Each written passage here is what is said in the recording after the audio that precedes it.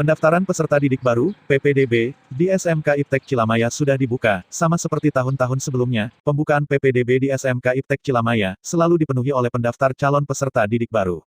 Tak tanggung-tanggung, panitia PPDB SMK Iptek Cilamaya menargetkan hampir 700 peserta didik baru di tahun ajaran 2020 ini. Maklum saja, mengingat SMK Iptek Cilamaya memiliki daya tampung yang cukup besar.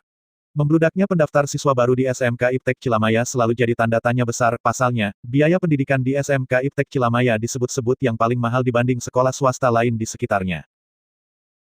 Kalau proses PPDB di SMK Iptek Cilamaya ini kita memakai atau menggunakan dua jalur. Pertama kita ada online dan kedua ada manual. Sebenarnya kita biasanya kan manual terus karena kami swasta. Terus yang kedua karena memang dengan kondisi pandemi seperti ini mau tidak mau kita harus pakai jalur online. Namun pada kenyataannya tetap jalur manual yang lebih diburu oleh siswa baru. Gitu. Kalau jumlah target sasaran di tahun sekarang ada berapa, Bang Gus? Jumlah target itu sebenarnya kuota yang kemarin kita laporkan ke MKKS untuk Iptek Cilamaya sendiri itu di 680, sekitar di 15-16 rombel, dan pada kenyataannya memang kita masih belum nyampe ke target tersebut, tapi alhamdulillah di kondisi pandemi seperti ini kita masih mendapatkan di angka 500 lebih siswa baru. Engkos mengatakan SMK Iptek Cilamaya selalu jadi pilihan karena beberapa hal, di antaranya, SMK Iptek Cilamaya memiliki program beasiswa, lulusannya juga sudah banyak yang bekerja di perusahaan Bonafit di Karawang. Selain itu, pihaknya juga jadi satu-satunya sekolah swasta yang membebaskan biaya SPP di tahun pertama belajar.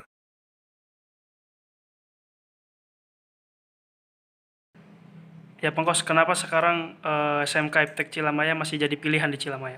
Ya, kemungkinan karena memang kita satu-satunya SMK yang gratis SPP.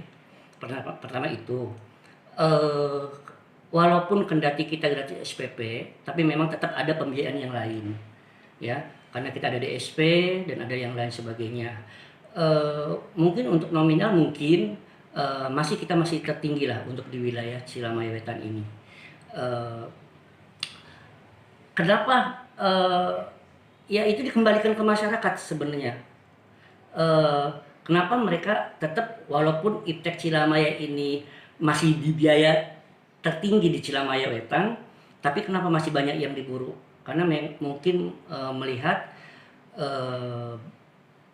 ada beberapa alumni yang mungkin sudah diterima di perusahaan, yang sudah bisa mengaplikasikan keilmuannya di luar, sehingga itu mungkin menjadi daya tarik untuk beberapa masyarakat yang mungkin tetangganya, saudaranya, atau yang punya kenalan di Iptek Cilamaya itu. Kalau SMK Iptek dikenal sebagai sekolah yang mahal, gimana nanti sama masyarakat yang tidak mampu, Bang Gus? Karena kita punya jalan keluar.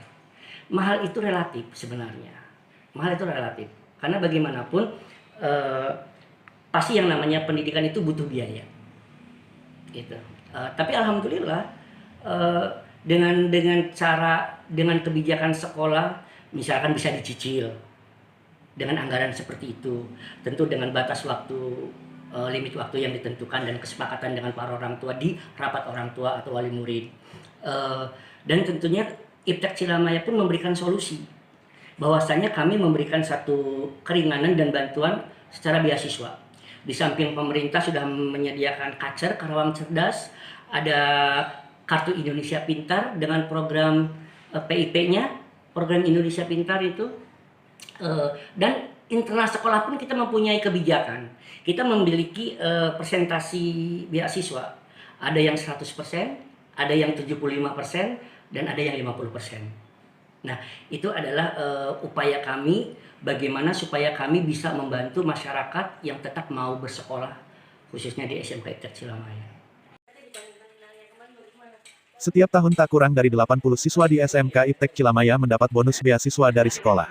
Sampai saat ini proses PPDB di SMK Iptek masih dibuka. Panitian PPDB di sana mengaku akan menutup proses PPDB berbarengan dengan aturan pemerintah di sekolah negeri.